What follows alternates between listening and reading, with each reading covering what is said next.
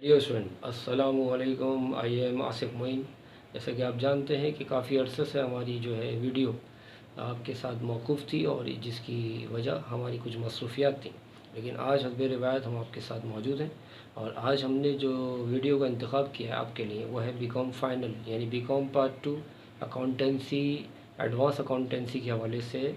आपके लिए शेयर की जा रही है। और इसमें हम बात करेंगे आज के ख़ास तौर पर एक ऐसे चैप्टर का, सब्जेक्ट का, लेसन का जो कि आम तौर पर बीकॉम फाइनल की क्लासेस में जो है इसका सवाल जो है लाजमी तौर पर आता है। जी हाँ, और इसका सवाल है अकाउंटिंग फॉर ब्रांच। जी, अकाउंटिंग फॉर ब्रांच जो कि एक बहुत अच्छा और एक दिलचस्प हमारा जो टॉपिक है, इसको अगर हम प्रैक्टिकली देखें तो प्रैक्टिकल लाइफ में इसका बहुत ज़बरदस्त किरदार नज़र आता है। आम तौर पर हम ये देखते हैं कि बैंकिंग लाइन में या फिर स्कूल ऑर्गेनाइजेशन में या फिर इसके अलावा जो है मोबाइल फ़ोन की जो फ्रेंचाइज होती हैं, ये जो इनके जो मामलात हैं इस तरह से समझ सकते हैं कि जैसे कि हबीब बैंक हो, यूबीएल और अल-फलाह बैंक, ये फैसल बैंक, जितने भी बैंक हैं ये सब ब्रांच की शक्ल में कहीं ना कहीं किसी एरिया में मौजूद नज़र आते हैं। और जबकि अगर हम स्कूल सेक्टर पर बात करें तो कोई ना कोई स्कूल जो होता है अपनी ब्रांच के तहत जो है किसी इलाके में एजुकेशन को प्रोवाइड कर रहा होता है। यानी एजुकेशन की जो प्रोविज़न हो रही होती है किसी ब्रांच के तहत हो रही होती है स्कूल की। और अगर यूफोन या फिर टेलीनॉर या फिर जैस या फिर और दीगर जो ऑर्गेनाइजेशन है जो ये सिम का, ये टेलीनॉर या सोशल मीडिया के हवाले से जो काम कर रही हैं, इसके हवाले से इनका भी एक अपना किरदार बतौर एक ब्रांच मौजूद है। लेकिन इन सब की जो मैनेजिंग जो हो रही है वो बाकायदा हेड ऑफ़िस की निगरानी में हो रही है, चाहे स्कूल सेक्टर हो या फिर फ्रेंचाइज हो या फिर बैंक्स सेक्टर हो। इन सब की निगरानी, इन सब की सुपरविज़न, इन सब की मॉनिटरिंग हेड ऑफ़िस कर रहे हैं। और यकीनन किसी भी ब्रांच को मेंटेन करने के लिए उसके बैकअप में कोई ना कोई हेड ऑफ़िस मौजूद होता है। और हेड ऑफ़िस जो है वो दरअसल निगरानी कर रहे होते हैं और उनके सबॉर्डिनेट जो होते हैं, यानी उनकी ब्रांच या फिर जो है फ्रेंचाइज या फिर स्कूल की ब्रांचेस, ये सब जो है इनके अंडर में इनके ऑर्डर को फुलफ़िल करते हैं। और इनके अहकामात पर अमल करते हुए इनको वो टारगेट अचीव कर देते हैं कि जिसका इन्होंने इनसे कहा होता है। और इसके बदले में इनको जो है अचीवमेंट्स मिलते हैं। ब्रांच को टारगेट अचीव करने पर इनके अचीवमेंट पर जो है इनको बेनिफिट्स मिलते हैं, बतौर बोनस कह लें या फिर सैलरी में इजाफ़ा कह लें या और दीगर जो है टूर वगैरह के मामलत इनको मिल जाते हैं। डिपेंड करता है ऑर्गेनाइजेशन पे कि किस तरह की ऑर्गेनाइजेशन वहाँ पर मूव कर रही है। जैसी ऑर्गेनाइजेशन होती है उसके हिसाब से उसके पैकेजेस उनकी ब्रांचेस को मिलते हैं। तो अकाउंटिंग फॉर ब्रांच जो हमारा जो टॉपिक है, इसमें थ्योरेटिकली हम बात करें तो इसमें भी यही सूरत हाल है कि एक हेड ऑफ़िस जैसे कराची में है तो उसने अपनी जो हेड ऑफ़िस में, कराची के हेड ऑफ़िस ने अपनी जो है निगरानी में पेशावर में या लाहौर में या कोयटा में अपनी ब्रांचेस को ऑपरेट किया है और फिर इनको बाकायदा गुड्स यानी मर्चेंडाइज सप्लाइड कर रहे हैं। और ऐसी सूरत में इनकी जो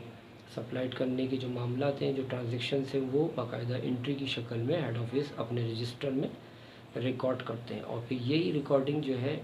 जो ब्रांच अपने पास माल को यानी गुड्स को जो रिसीव करती है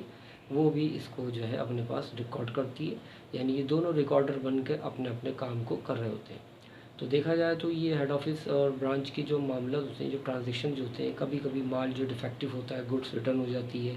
कभी कभी ऐसा भी होता है कि हेड ऑफ़िस के पास जो है सामान मौजूद नहीं होता, अवेलेबल नहीं होता, जबकि ब्रांच जो है उसकी रिक्वायरमेंट जो है दरियाफ़्त कर रही होती है। लेकिन ऐसी सूरत में हेड ऑफ़िस जो है अपनी ब्रांच को जो एडवाइस देता है कि वो जो है फिल वक्त जो है वो लोकल आउटसाइडर से यानी लोकल वेंडर, लोकल सप्लायर से जो है माल को परचेज़ करें, ताकि उसके ग्राहक को जो है किसी किस्म की प्रॉब्लम ना हो और वो सेटिस्फाई होके उससे सामान ख़रीद सके। तो ये सब सूरत हाल जो है accounting for head office and branch में मौजूद होती हैं। हम जब ये सवाल करेंगे तो बाकायदा इसकी जो है एक सूरत हाल को मेंटेन करते हुए आपको समझाएंगे। लेकिन आज जो है हम इसका इंट्रोडक्शन कुछ इस तरीके से देना चाह रहे हैं ताकि आपके जहन में ये बात बखूबी ये अच्छे तरीके से समझ में आ जाए कि accounting for branch and head office में हमेशा जो है ऑर्डर जो मेकर होता है वो हमेशा हेड ऑफ़िस होता है, जबकि ब्रांच जो होती है उसकी ऑर्डर लिसनर होती है और वो उसके ऑर्डर को सुनती है, उसके ऑर्डर को ओबे करती है और फिर उसके ओबे करने के बाद उसको जो परफॉर्मेंस पर जो है उसको जो रिवॉर्ड मिलता है वो ब्रांच को हेड ऑफ़िस की तरफ से हासिल एक तरीके से कह लें कि उसको बेनिफिट के तौर पे या बोनस के तौर पे उसको हेड ऑफिस देता है, और ये अचीवमेंट जो है उसके लिए फ़ायदेमंद होता है। हेड ऑफिस इसी तरह वक्तन फ़वक्तन अपने मामलात को सरअंजाम देते रहते हैं, और इनकी प्रमोशन इनकी ब्रांचों की अच्छी परफॉर्मेंस से और ज़्यादा बढ़ जाती है। हेड ऑफिस जो है आए दिन जो है मुख्तलिफ़ किस्म की ब्रांचेस को ऑपरेट करते हैं, और इनको ऑपरेट करने का मकसद ये होता है कि दूर दराज इलाकों में अगर हेड ऑफिस की वहाँ पर किसी भी तरीके से पहुँच नहीं है, वहाँ पर रीचिंग नहीं है हेड ऑफिस की उस गुड्स को सप्लाई करने की, हेड ऑफिस वहाँ पर अपने इस इदारे को बतौर ब्रांच के नाम से ऑपरेट करता है, ताकि ब्रांच वहाँ पर हेड ऑफिस की कमी को पूरा करने के बाद उसके वहाँ पर रहने वाले रहायशियों को, वहाँ के बिजनेसमैन को जो है ये माल प्रोवाइड करे जो कि हेड ऑफिस करना चाहता है। तो हेड ऑफिस की बिहाफ पे ब्रांचें ऑपरेट होती हैं, और फिर हेड ऑफिस इनको अपनी बिहाफ पे जो है वहाँ पर कोई ना कोई मनसब या ऑर्डर के तहत जो है इनको सबॉर्डिनेट बना के अपना और इनसे काम लेता है, और इस तरह इनके काम का इनको कमीशन या बोनस मिलता है, और सैलरी के तौर पे इनकी मेहनत भी इनको दी जाती है। लेकिन यहाँ पर सूरत हाल ये है कि accounting for branch and head office में इतना प्रैक्टिकली हम नहीं सोचेंगे। नॉर्मली थ्योरेटिकल हम सिर्फ एंट्रीज बनाएंगे कि हेड ऑफिस ने सामान बेचा तो ब्रांच ने सामान ख़रीदा है, तो दोनों अपने तौर पर अपने रजिस्टर में इसको रजिस्ट्राइज करेंगे। सेलर बतौर सेल करने की एंट्री को अपने पास मेंटेन करेगा, जबकि परचेज़र बतौर परचेजिंग के हवाले से अपने पास एक एंट्री को बाकायदा रिकॉर्ड में लाएगा। फिर कभी कभार ऐसा भी होगा कि एंट्री को रिकॉर्ड करने के बाद जो है हेड ऑफिस की तरफ से इंस्ट्रक्शन मिलेगी कि इसको माल को जो है फिल वक्त जो है दूसरी ब्रांच को इसे ट्रांसफ़र किया जाए। तो हेड ऑफिस के इस ऑर्डर पर अमल करते हुए ये ब्रांच जो है जिसने पहले माल हेड ऑफिस से रिसीव किया था, ये माल हेड ऑफिस की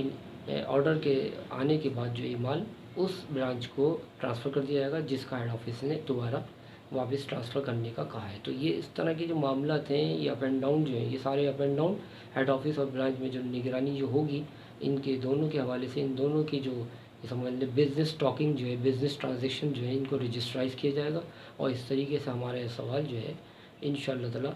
जनरल के हवाले से अकाउंटिंग फॉर ब्रांच का मुकम्मल हो जाएगा। लेकिन इसके बाद जो एक पार्ट और भी आएगा, उस पार्ट में ये होगा कि इसका एक शेड्यूल बनेगा जिसको हम schedule for allowance for over valuation के नाम से कॉल करते हैं। उसमें बाकायदा हेड ऑफिस की निगरानी में ये कायम किया जाएगा, जिसमें हेड ऑफिस जो है अपने इस माल को जो कि हेड ऑफिस ने ब्रांच को जो सेल किया था बतौर वेंडर या बतौर सेलर या सप्लायर, हेड ऑफिस उस माल की जो है अलाउंस फॉर ओवर वैल्यूएशन को जो है कंप्यूट करेगा, ताकि वो देख सके कि उसे इस साल जो ब्रांच को माल बेचने में कितना मार्जिन बेनिफिट या गेट हुआ। तो ऐसी सूरत में हेड ऑफिस अपनी तमाम वो लिस्ट जो है अपने पास अपनी नज़र के सामने जो है शो ऑफ करेगा, और देखेगा कि कितनी ब्रांचेस में इस दफ़ा कितना सामान मेरा जो है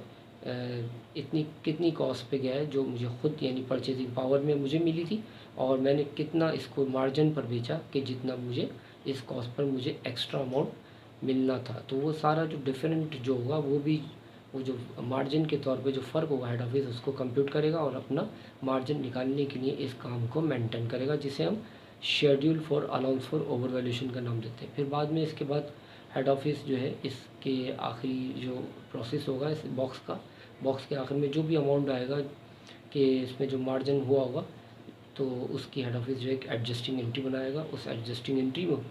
का मकसद ये होगा कि हेड ऑफिस उस एंट्री से अपने प्रॉफिट या लॉस को शो कर रहा होगा। लेकिन ये बात याद रहे कि जब बॉक्स बनाया जाएगा, बॉक्स में प्रॉफिट के अलावा कुछ ऐसी चीज़ें भी होंगी जिसमें माल जो रिटर्न हो जाएगा, माल रिटर्न होने का जो मार्जिन है वो लेस किया जाएगा,